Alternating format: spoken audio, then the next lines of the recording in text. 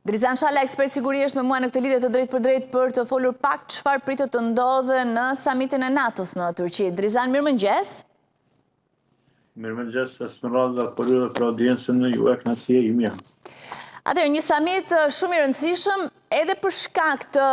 përplasjes brenda aleancës, por edhe asaj çfarë po ndodh në arenën ndërkombëtare, lufta Rusi-Ukrainë në njërin anë dhe një marrëveshje paraprake paqe me Iranin në anën tjetër. Sa i rëndësishëm duket ky samit? Padyshim samiti i radhës pra që do të mbahet në Turqi ka një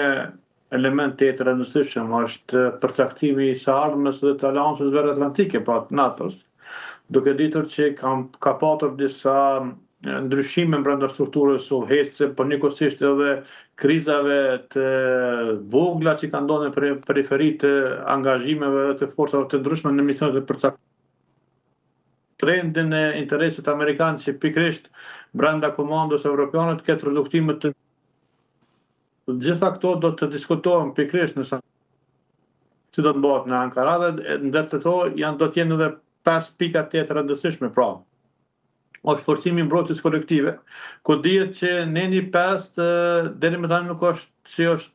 praktikuar pikërisht nga Aleanca Veriatlantike, por duke parë një fragilitet brenda aleancës, do të rikthehet pikërisht neni 5 në rrjedhën e tavolinës të bisedimeve për të përcaktuar pikërisht një kërcënim i cili është faktik tani më edhe në drejtim të Polonisë dhe vendeve të Baltikut, njëkohësisht para se të kyçemi me ju në emision, është vërejtë që tani më edhe shteti suedez ka filluar që të angazhojë dhe të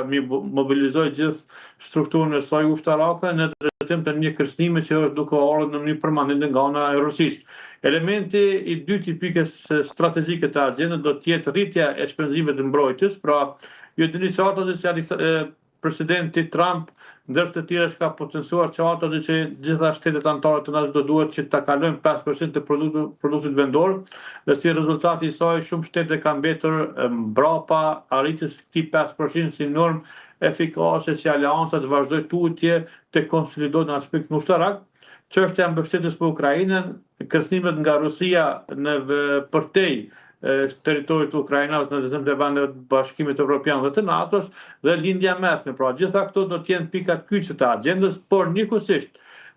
rikthimi i samitit në Ankara, pra pas 22 vite rikthim në Ankara, e dëshmon faktin edhe për një rol të rëndësishëm të vetë Turqisë, ku është të thënë fakti që shumë vende anëtare të Bashkimit Evropian, që në anëtare të NATO-s kanë një skepticizëm, ndoshta edhe për qëndrimet të cilat i mban Turqia mbi interesat e nivelit nacional të saj, duke u ofruar më shumë në marrëdhënie edhe me Rusinë, por njëkohësisht duke bërë mbledhje edhe nga të sistemit antiraketor S-400, në gjitha këto e kam vënë pikpyetje dhe lojalitetin e Turqisë në raport me Aleancën Veriatlantike, ku dihet që Turqia e përbën forcën më të dytë, më të madhe ushtarake brenda kësaj aleance, prandaj gjitha këto tema, gjitha këto